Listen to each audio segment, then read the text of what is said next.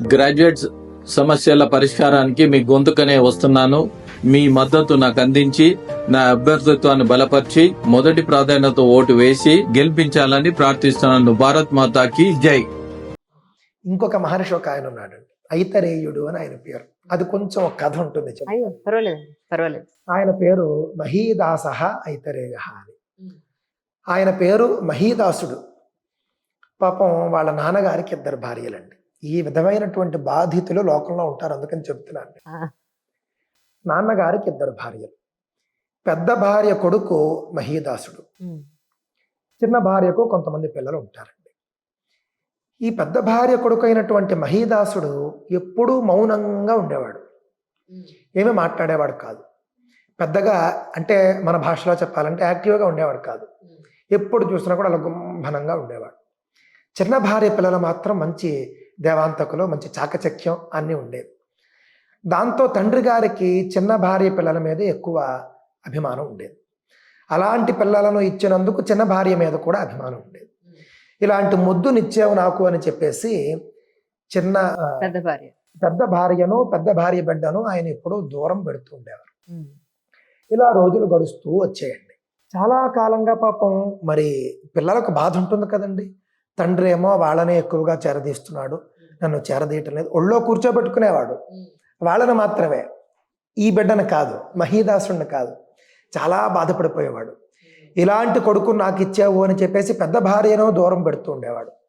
పాపం సవతి భర్త ప్రేమకు నోచుకుంటూ ఉండేది, ఈవిడ నోచుకునేది కాదు. ఈవిడకే బాధ ఉండేది.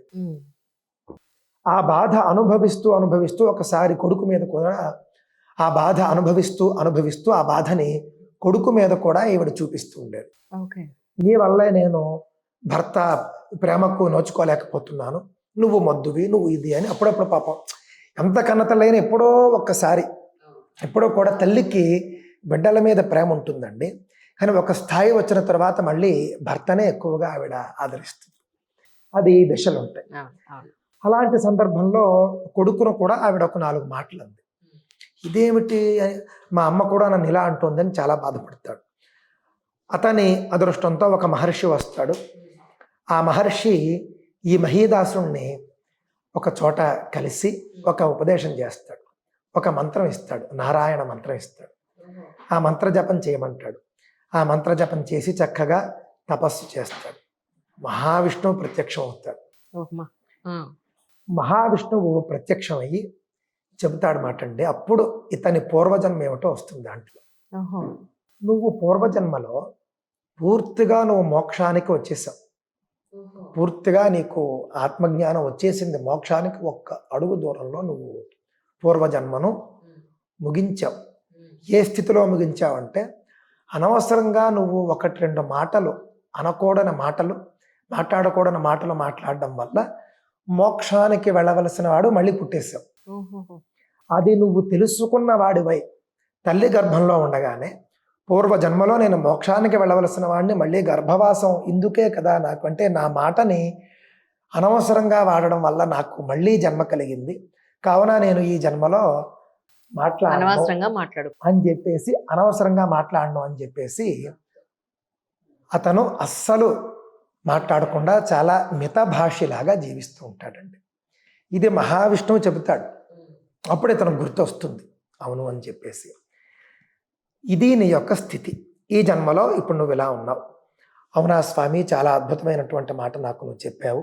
నువ్వు మరి నేను తపస్సు చేశాను, నువ్వు వచ్చావు, నువ్వు ప్రత్యక్షం అయ్యావు, వరం కోరుకుంటాను అని చెప్పేసి అంటే కోరుకోమంటాడు, మోక్షాన్ని ఇచ్చామంటాడు.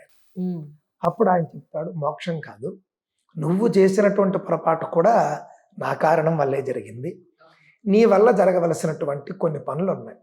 అందులో ముఖ్యంగా ఋగ్వేదానికి శాఖా ప్రవర్తకుడిగా నువ్వు ఒక భాగాన్ని, మంత్ర భాగాన్ని దర్శించవలసినటువంటి అవసరం ఉన్నది.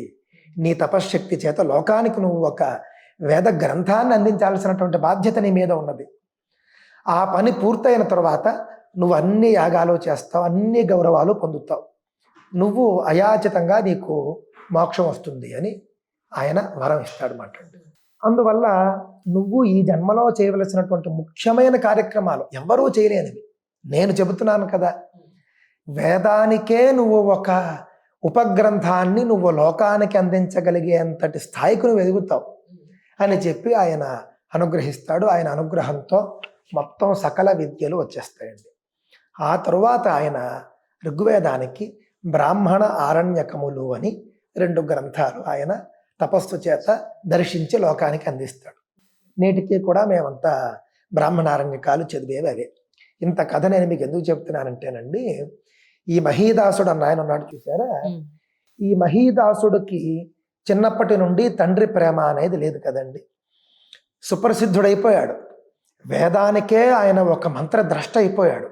అంటే అన్ని లోకాల్లోనూ పూజిస్తారు, అంత గొప్ప మహర్షి అయిపోయాడు ఆయన. ఆయన ఏమన్నాడంటే, నేను తండ్రి పేరుతో నేను లోకంలో నేను సుప్రసిద్ధుణ్ణి కాను. తండ్రి చిన్నప్పటి నుండి నన్ను వదిలిపెట్టేశాడు. తండ్రి నాకేమీ ప్రేమనివ్వలేదు. తల్లి నన్ను పట్టుకుంది చిన్నప్పటి నుండి. తల్లికి ఎవరైనా కూడా బిడ్డలే కదండి, ఎలాంటి వాడైనా. మనం చూస్తూ ఉంటాం అనేక ఛానళ్ళలో పాపం దివ్యాంగులైనటువంటి బిడ్డలను కూడా తల్లి 3 పిల్లల్ని మోస్తుందండి, ఎత్తుకుని వెళుతూ ఉంటుంది. తల్లి ప్రేమ అలాంటిది. మా నాన్నగారు వదిలేసినా కూడా నువ్వు నన్ను పట్టుకుని ఇంతవరకు తీసుకుని వచ్చావు, కావున నేను నీ పేరు మీదనే ప్రసిద్ధి పొందుతాను. ఇక మీదట నీ పేరే నా పేరు, నీ కుమారుడుగానే నేను చలామణి అవుతానని చెప్పి మహీదాస ఐతరేయ అని ఆయన పేరు మాటండి. ఆ విధంగా తల్లి పేరుతో ప్రసిద్ధి చెందినటువంటి మహర్షి ఆయన. అంటే వేద ఋషులే తల్లి పేరుతో ఒక మహర్షి ప్రసిద్ధి చెందడం చూడండి. చాలా మహర్షులు ఋగ్వేద సంహితలో మీరు చూస్తేనండి, చాలా మంది మహర్షులు తండ్రి పేరుతో ప్రసిద్ధులై ఉంటారు. కాశ్యప అని మనం అంటాం. అదేవిధంగా అంటే మారీచ కాశ్యప అంటాం, అంటే కశ్యపుడు కుమారుడు అని చెప్పేసి. ఈ విధంగా వైశ్వామిత్ర, మధుచ్ఛంద వైశ్వామిత్ర అంటాం, విశ్వామిత్రుడు కుమారుడు. అంజనీ పుత్రుడని మళ్ళీ ఆంజనేయుడు అని మనం అంటాం. ఈ విధంగా తల్లి పేరుతో ప్రసిద్ధి పొందినటువంటి వాళ్ళలో అతి ముఖ్యుడు ఐతరేయుడు. అంతేకాని తల్లి పేరుతో ప్రసిద్ధి చెందడం ఏమిటి అని చెప్పేసి ఎవరు అనలేదండి. మహావిష్ణువే ఒప్పుకున్నాడు, వీళ్ళెవరు. కావున సనాతన ధర్మంలో స్త్రీలకు ఇచ్చినటువంటి స్థానం ఎవరికీ ఇవ్వలేదు. కొన్ని మార్గాంతరాలు, నువ్వు ఈ మార్గంలో వెళ్ళు, నువ్వు ఈ మార్గంలో వెళ్ళు అని చెప్పడం జరిగిందండి.